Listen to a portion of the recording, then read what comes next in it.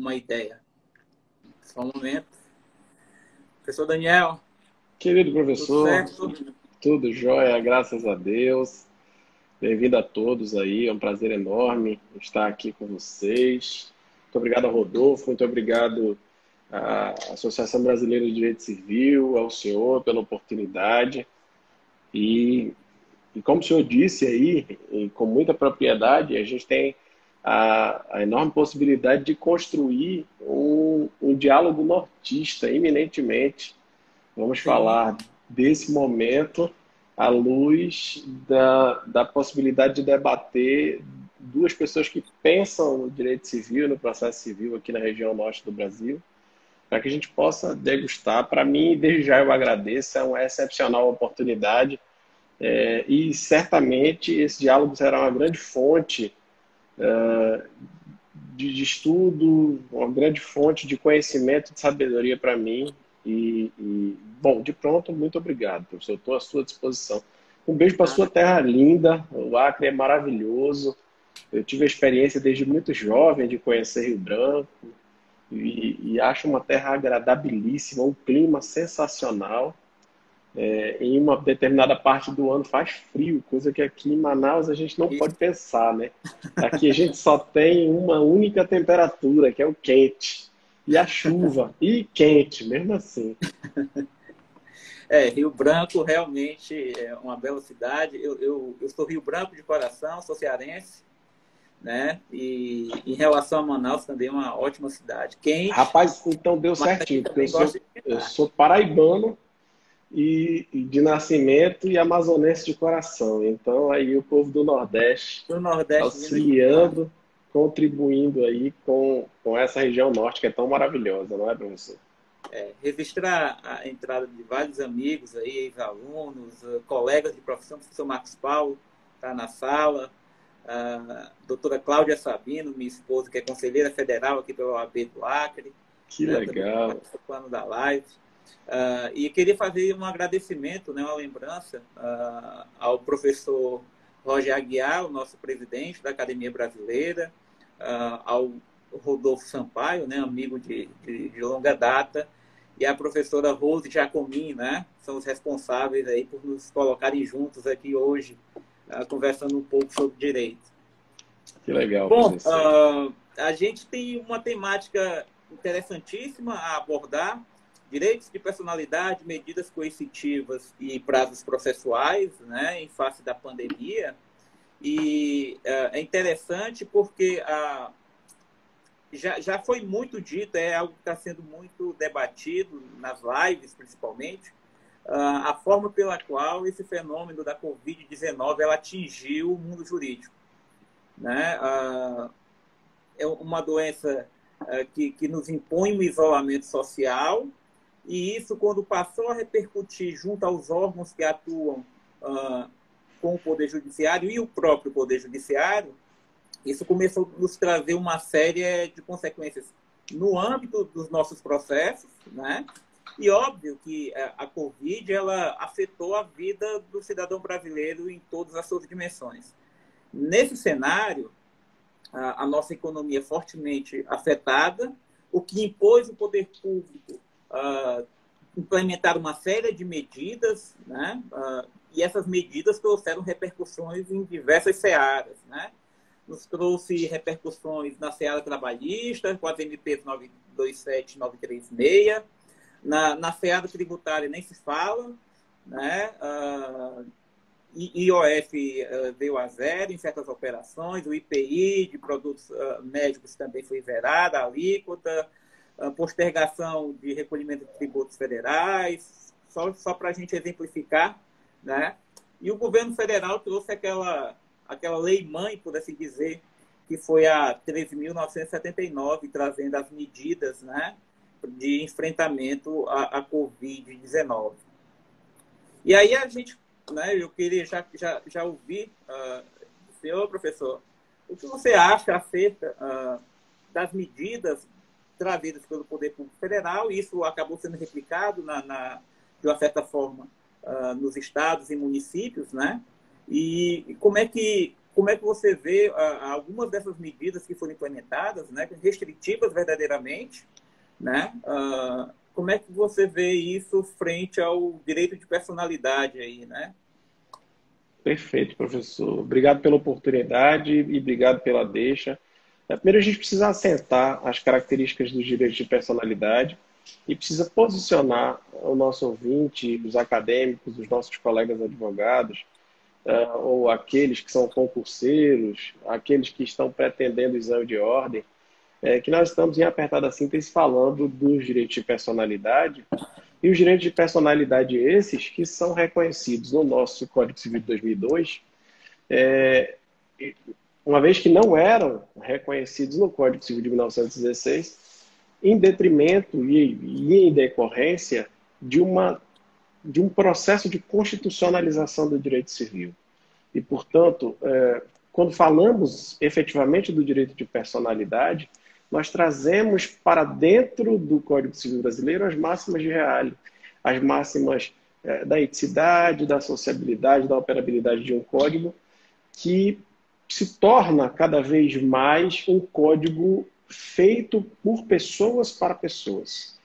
E o direito de personalidade, portanto, talvez seja a melhor forma ou a maior representação do desdobramento do princípio da dignidade da pessoa humana em suas mais variadas vertentes. E, portanto, segundo o próprio professor Robert Alexey, quando fala dos direitos fundamentais, desdobrando os direitos de personalidade, a gente pode ter o direito à honra, o direito à imagem, o direito à voz, o direito à privacidade, o direito ao corpo, seja ele o corpo vivo ou o corpo morto, e a disposição do próprio corpo.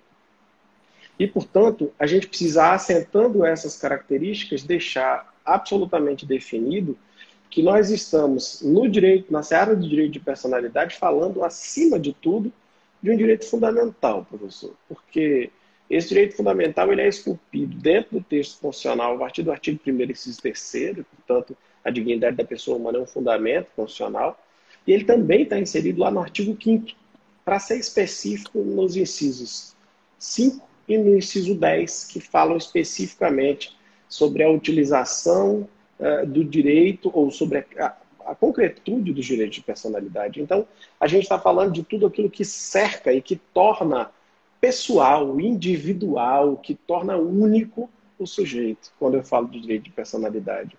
A gente não pode se afastar dos conceitos que são conceitos basilares.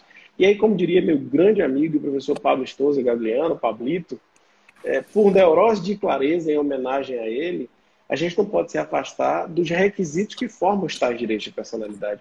Como direito fundamental, a gente já sabe que é direito que não é desafiado. Ou seja, ele se é fundamento, e eu vou além, porque ele é direito fundamental disposto no 1º, que é fundamento do texto constitucional, e no 5º, que são os direitos e garantias individuais e coletivas, é fundamento do texto constitucional e, portanto, cláusula pétrea. Mas ele vai além, prof. Ele vai além porque essas características do direito de personalidade, os requisitos que a formam determinam que os direitos de personalidade sejam direitos extrapatrimoniais e, portanto, direitos não negociáveis, e aí é óbvio, não dá para a gente negociar. Imagine eu vender para o senhor o meu nome. Eu vou fazer um negócio, vamos celebrar um negócio, eu estou lhe vendendo meu nome, está baratinho. Está custando pouco, não tem muita coisa, então eu vou vender esse nome. Eles são extrapatrimoniais, eles são irrenunciáveis, eles são imprescritíveis, eles são impenhoráveis, são absolutos, porque são oponíveis erga omnes, são ilimitados, e a circunstância dessa não limitação é exatamente aqui onde eu quero entrar, professor. Uhum. Eles são ilimitados especificamente porque não há limite descrito, seja na norma infraconstitucional, e aqui eu nem falei do Código Civil ainda, mas está disposto lá no comecinho do Código Civil, dos artigos 11 ao artigo 21, 22, mais ou menos, aqueles que versam especificamente sobre os direitos de personalidade, e, portanto, a gente desenha e constrói a possibilidade de que esses direitos sejam oponíveis erga omnes, não tenham limites para a sua construção, mas aqui a gente precisa refletir o seguinte: em condições normais de temperatura e pressão, jamais esses direitos seriam desafiados. em nenhuma circunstância nós poderíamos encontrar qualquer espécie de debate que cerceasse esses direitos de personalidade, porque eles tornam o senhor quem o senhor é, eu quem eu sou, e todos os nossos colegas que nos assistem, indivíduos únicos, como eles são. Eu estou falando de honra objetiva ou honra subjetiva, da dignidade, do direito à liberdade e de tantos outros direitos que são reflexos daquilo que é mais valoroso para esse Estado democrático. De per si, seria suficiente para nós dizermos que isso não pode ser desafiado, é cláusula pétrea. E nós sabemos lá no artigo 60, parágrafo 4º, que não será objeto de lei, emenda tendente a abolir de tudo aquilo que está descrito lá, e dentro do que está descrito está a dignidade da pessoa humana como corolário do texto constitucional e os direitos fundamentais. Entretanto, prof, eu entendo que, nesse momento, o que tem ocorrido no nosso país tem sido medida excepcional. E essas tais medidas excepcionalíssimas, em que pese o respeito que eu tenho aos que pensam em contrário, essas medidas, mesmo que excepcionalíssimas e mesmo que flexibilizem temporariamente os direitos de personalidade, elas fazem necessárias. O senhor disse muito bem que nós passamos por um fato perturbador. Eu posso dizer para o senhor números aqui do Amazonas. Hoje nós temos... O primeiro caso aparece no dia 13 de março de 2020. Hoje, dia 28, nós temos mais de 350 pessoas que se foram, que partiram, e mais de 4.000 pessoas contaminadas. Portanto, a necessidade de um distanciamento social se faz em decorrência de única forma. Afinal de contas, a gente não tem remédio, a gente não tem vacina. A doença, como o senhor colocou de forma muito clara, é uma doença que pressupõe problemas sociais gravíssimos e, portanto, salvo raríssimas exceções e salvo alguns enfrentamentos que são claramente inconstitucionais, como já foi declarado, inclusive, pelo STF, quanto ao que diz respeito, salvo melhor juízo, na ADIM 6363,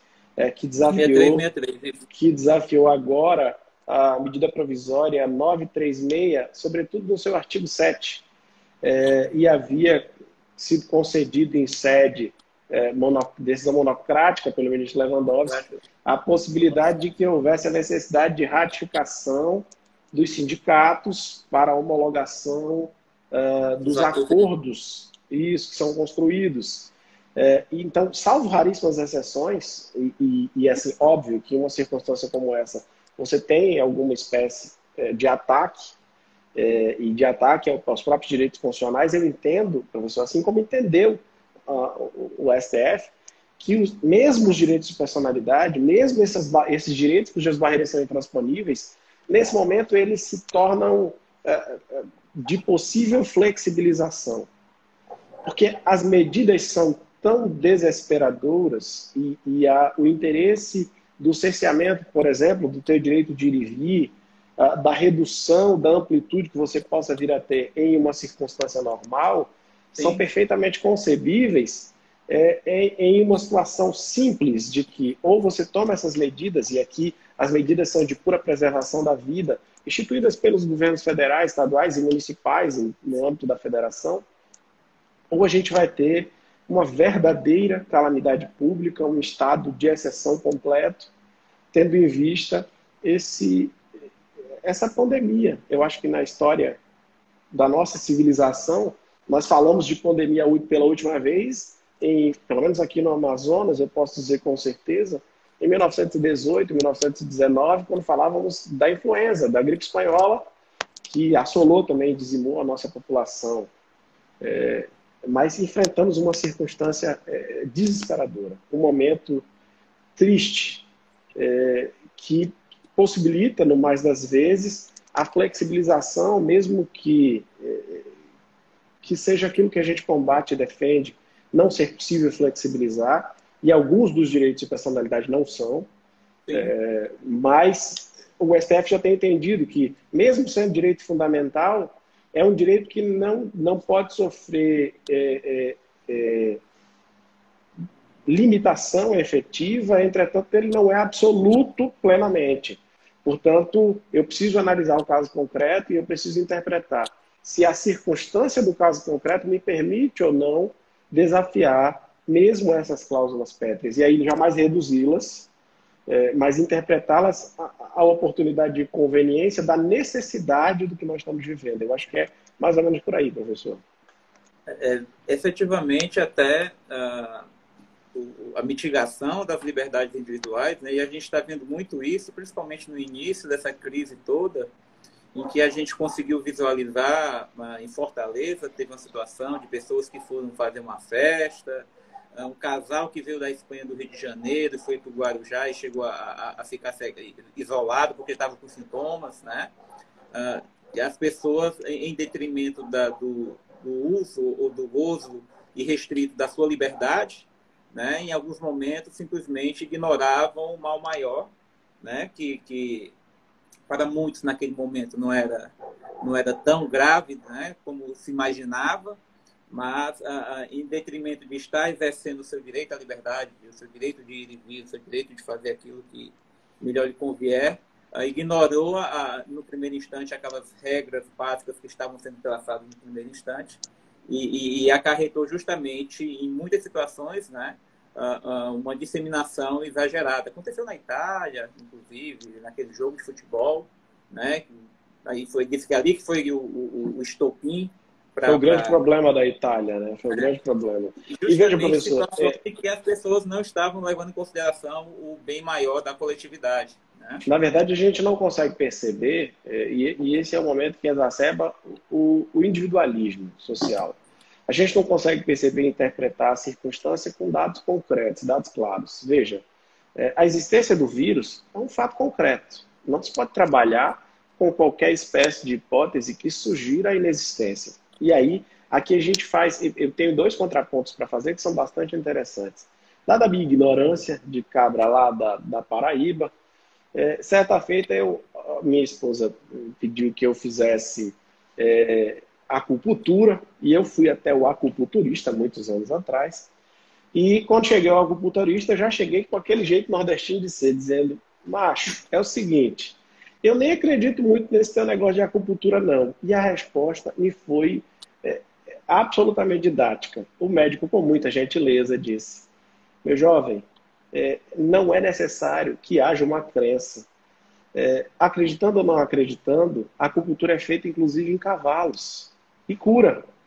Então, daí você retira ou extrai que existem dados concretos e objetivos que não podem ser desprezados. O vírus existe.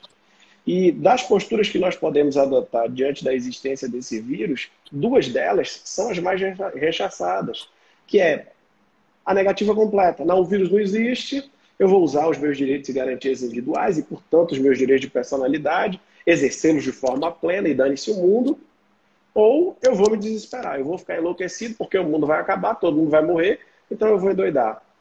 Nos dois casos, a gente não consegue resolver o problema. E, ao contrário, a gente agrava o problema. Aqui no Amazonas, nós enfrentamos esse problema de forma muito grave, exatamente porque parcela da população não tem encarado o dado objetivo e tem tentado, a todo custo, exercer os seus direitos e garantias individuais e, sobretudo, o exercício do ir e vir e, sobretudo, o direito ao trabalho, que também é direito fundamental, e pretende trabalhar de qualquer forma. E, em alguns casos, professor, eu respeito muito, porque são pessoas... Isolamento social, e essa doença traz para nós, ele escarna aquilo que a nossa sociedade já tem de mais vil, que é exatamente essa discrepância social. Talvez para nós seja fácil nós dizermos, fique em casa. Mas para aquele que vive trabalhando como trabalhador informal, como esquecido social, seja muito mais complicado. E aí eu os respeito absolutamente. Mas há aqueles outros que são simplesmente teimosos, que ignoram o fato de que é uma doença grave, que se prolifera de forma quase que imediata e que contamina todos, levando hoje, o dado é assustador, mais de 200 mil pessoas no planeta Terra a óbito. Então, é necessário que haja um freio nessa circunstância. Me dá só um minutinho, professor, para eu corrigir um mal da televisão. Tranquilo. Enquanto o professor Daniel sai, Voltei. já voltou, ele resolveu. Eu concordo plenamente com tudo que foi tão bem dito por você, professor, e fico muito preocupado porque, como você bem disse, está efetivamente escancarada, né, a discrepância social no nosso país. E aquele cidadão que ele precisa sair de casa porque no final do dia ele tem que trazer o pão, ele tem que trazer o leite, ele tem que trazer alguma coisa para alimentar a família. Esse efetivamente acaba precisando trabalhar. E a gente vendo as ações do governo federal, né, falando um pouco ainda de medidas de coerção, a gente vê ali a possibilidade, né, por exemplo, na 13979, da separação das pessoas, do tratamento médico, né?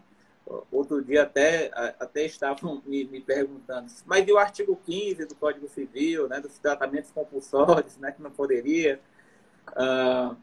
Mas efetivamente há uma necessidade da gente preservar a coletividade e não sei, agora não me recordo quem foi que mencionou isso recentemente num artigo que escreveu, mas falou sobre a questão da solidariedade, se sobrepujar, inclusive, a individualidade, né? De que aí, por sermos aí uma república livre, justa e solidária, a solidariedade enquanto princípio, ali está ali no artigo 1º da Constituição, ela precisa também ser observada nesse cenário de exceção que a gente se encontra atualmente, né?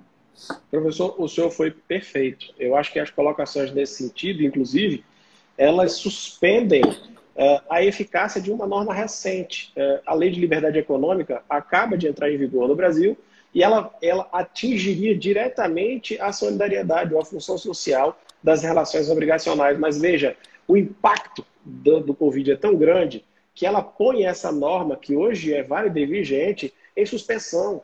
E o senhor abordou o tema que é perfeito. Esse impacto está suspenso em decorrência da necessidade da solidariedade.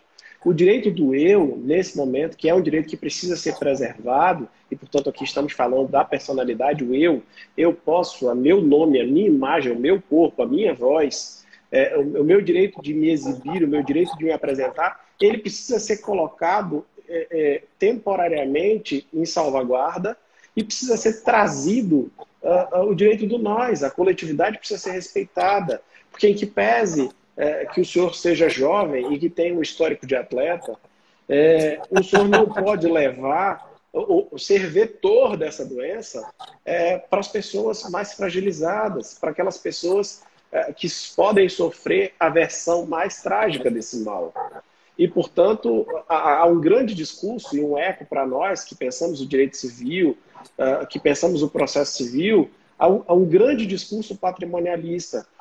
Mas talvez nesse momento, e aqui eu me filio muito mais à corrente não positivista direta do direito civil, mas à corrente em que aceita os princípios constitucionais como norteadores do direito civil, há, nesse momento, um segundo escárnio, que é a de responsabilizar a sociedade, ou melhor, o recado dado pela sociedade talvez a economia, de fato, valha um pouco mais do que as vidas humanas. Porque quando eu luto para que o comércio seja aberto, que as pessoas possam trabalhar, por mais que esse discurso seja lindo, e por mais que esse discurso seja um discurso absolutamente